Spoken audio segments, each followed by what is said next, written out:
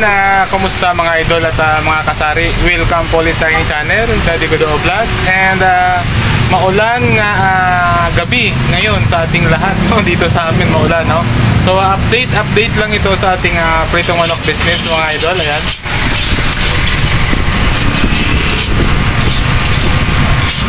So kanina bakbakan tayo dahil walang ulan, maganda yung panahon, no? So ngayong gabi ay biglang lumakas at bumuhos ang ulan na lumakas, no? So pero ngayon, ayan, medyo okay na siya mga idol, no? Kaya naman ay balik na naman tayo, ayan.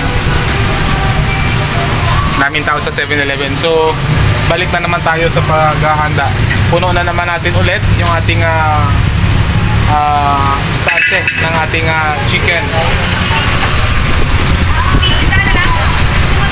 Dahil maya-maya lang yan ay magbibilihan na naman ang ating mga suki.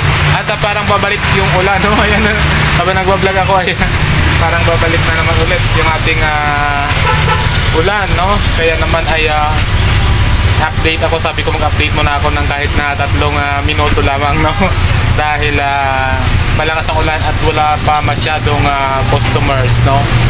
Kaya sabi ko mag-vlog muna tayo. And ganun pa rin mga idol at ano pa rin yung ating chicken, yung wholesale natin ay yung best seller natin ay yung buo pa din, no? Araw-araw tayong mas marami ang nabibenta sa buo kaysa sa chop. And matagal tayong hindi nagkakaroon ng chicken skin. Ngayon ay meron na tayong chicken skin, ano? Kakatapos ko lang kumain ng chicken skin. Ay nako. Yung ating chicken skin. Yan.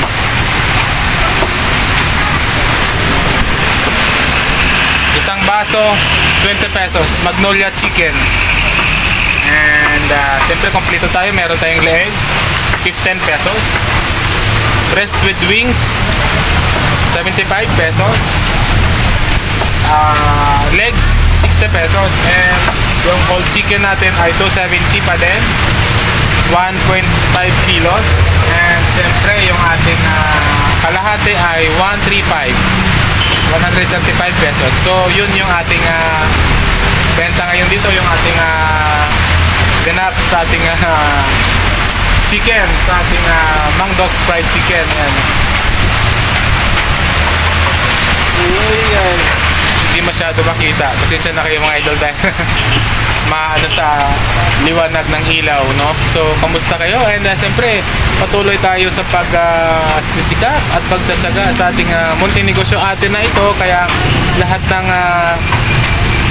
kaya natin, lahat ng makakaya natin ay ibubuhos na natin dito dahil atin na ito mga idol, no? Kaya naman ay patuloy tayong magsikap, no? And siyempre ginagalingan natin araw-araw ay ginagalingan natin sa ating pwesto para mabigay natin sa customers natin yung napakagandang tawag dito service, no? Magpupuna na naman ako ni nanay kung mapapanood niya ito kasi panay daw ang ako.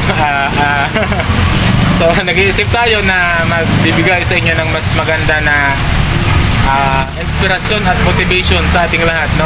Dahil nagsimula lang tayo sa 30K and ay 2 branches na after 1 year, no? 2 branches na tayo.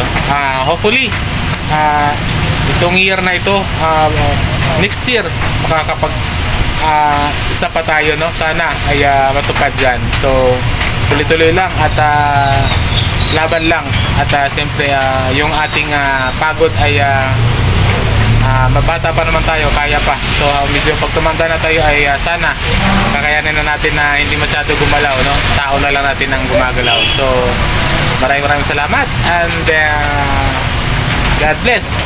Mabuhay tayong mga Pilipino. Ingat tayo dahil malakas ang ulan, ano? And maraming basa dito dumaan sa amin. Nagsilong dito. Nagsilong, no? Nagsilong. Ayan mga idol, naka-close up na dahil maingay dito. Naka-close up tayo. Halos wala na sa ayan na lang, oh. Wala na sa isang ganito yung ating mukha sa cellphone, no? Pasensya na kayo dahil maingay dito. So yun lang, update lang tayo, and masaya tayo kung tayo magpakalimot magpasalamat sa taas dahil sa kanyang lahat ng blessing natin, no?